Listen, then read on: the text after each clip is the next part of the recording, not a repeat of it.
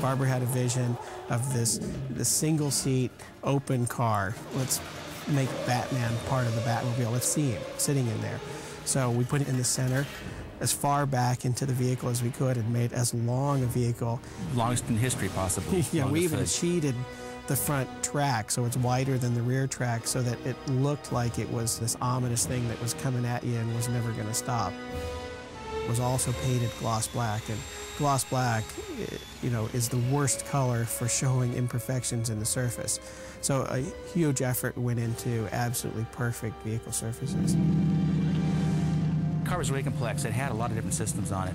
It was basically a NASCAR chassis. The driver had his own fire system. On top of that, the flame system had its own CO2 purge system. Redundant electrical had 12-volt systems, 110-volt systems.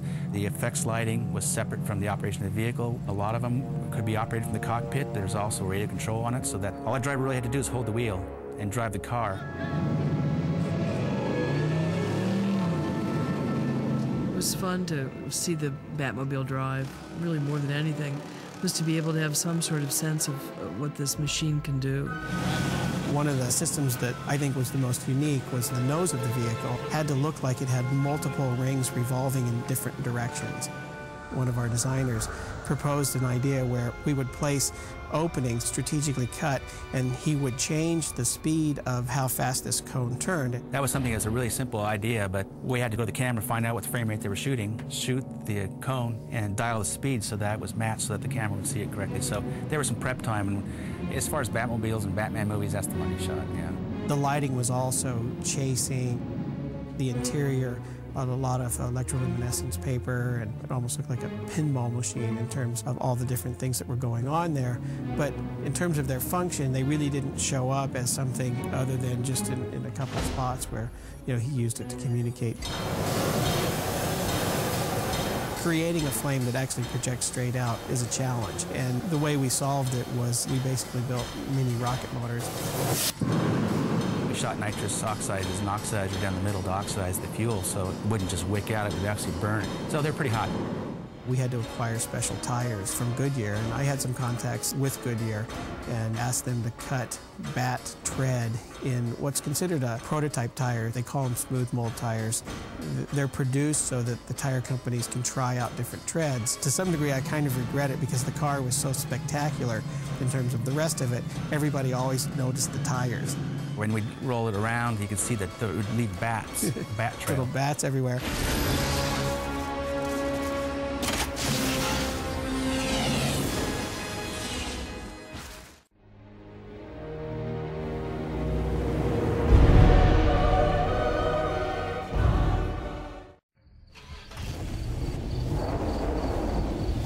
I'd wanted to rethink the Batmobile. It's a key component of Batman's arsenal. The Batmobile was so unbelievably well engineered. They've really come up with something absolutely unique. There hasn't ever been a car like this before. What's that? Well, the tumbler? Oh, you wouldn't be interested in that.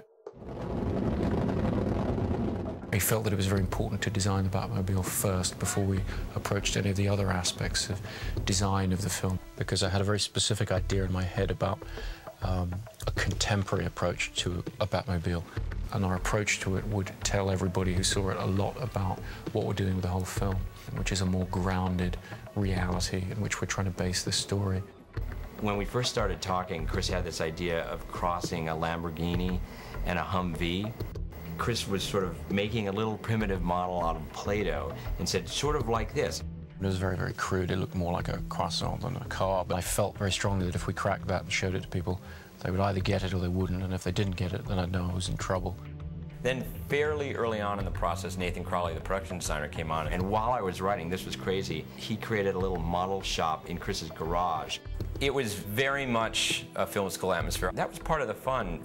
We really decided to be private and just started what I call model bashing. We just started making models of cars. It's got bits of stealth bomber in it, it's got bits of Lamborghinis, bits of Hummers, and all different things put together in this marvelous combination. Chris write his script and then come into the garage and I'd be covered in glue with car concepts. The funny thing is the craftsmanship was really good, too. You could see in Chris a kid that had built little car models when he was younger, because, you know, he and Nathan really had this down. As an evolutionary process, Nathan was able to build one, and I would look at it and make suggestions or actually change things like myself, and then we would move to the next step and then the next one. We made about 5 or 6 Batmobiles. The one is the finished Batmobile, I think is the Mark V, so we took about 8 weeks to build. When the script was done, we sort of presented not only the script, but all these great Photoshop elements of what the world and the Batmobile would look like so that Warner Brothers could get the whole picture.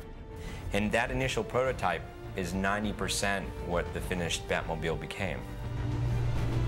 We took that model to England, found these great guys to produce the car full size.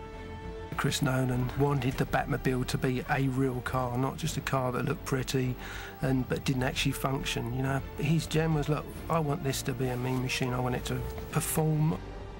I want it to go through things, and that was, you know, how we went into developing this whole car. The challenge is first technically how to make something as complicated as that steer and work.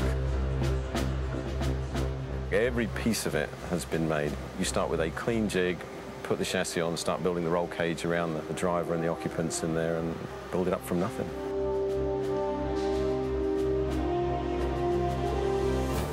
The front end of the car is what is so different.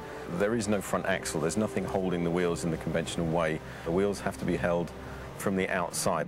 It was difficult, but we always knew it was possible. And 3, 2, 1, go. Chris had described the cockpit opening like the petals of a flower. We tried several times to talk him into an easier system, which made our life a bit easier, but he was not going to have that. The mechanism ended up where the front windscreen went up into the roof, and then the whole roof slides back, and then the 2 cockpit seats rise up. It was a nightmare trying to get that right. You've just got to have guys who've got technical knowledge of how to put all this together. They were so faithful to our original kit bash model that the glue blobs that Nathan had put into the model had been reproduced full size. It was quite a strange thing to look at. It's 9'4" at its widest.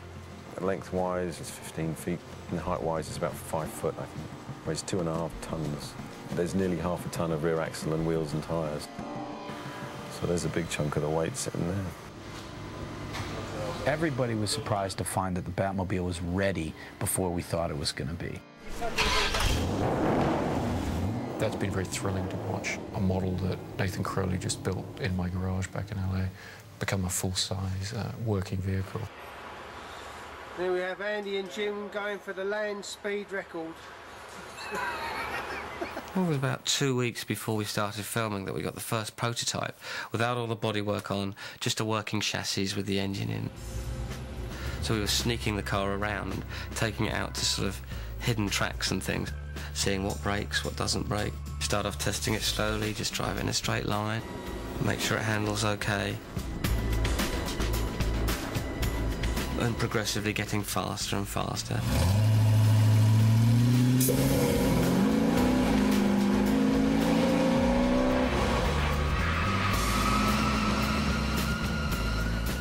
And slowly, through a development process, you arrive at a vehicle that can achieve all the shots on the page.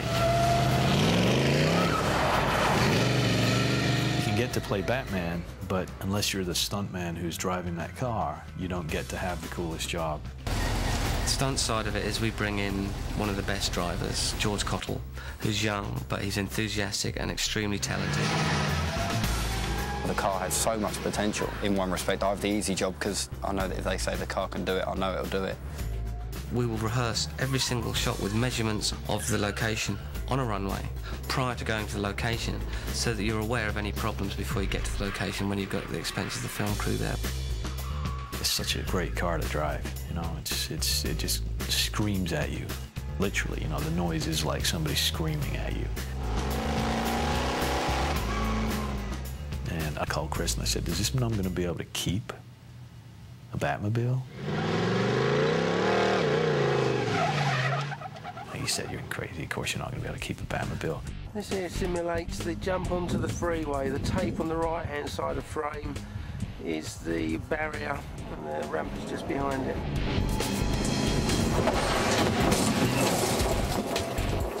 We'd practiced jumping the car so much, we just testing how the car reacted in the air, making sure it was balanced, whether we needed to put kick ramps on the car.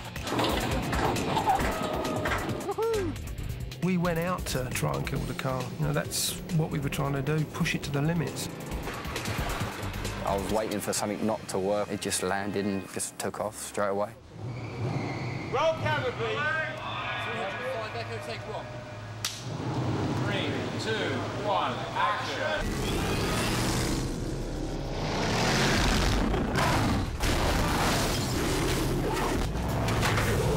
Just worked great, like clockwork. There's nothing I would change if we went back there and shot it again. We're pleased with the overall performance of the whole thing. The speed, the handling, everything. It's turned out better than expected.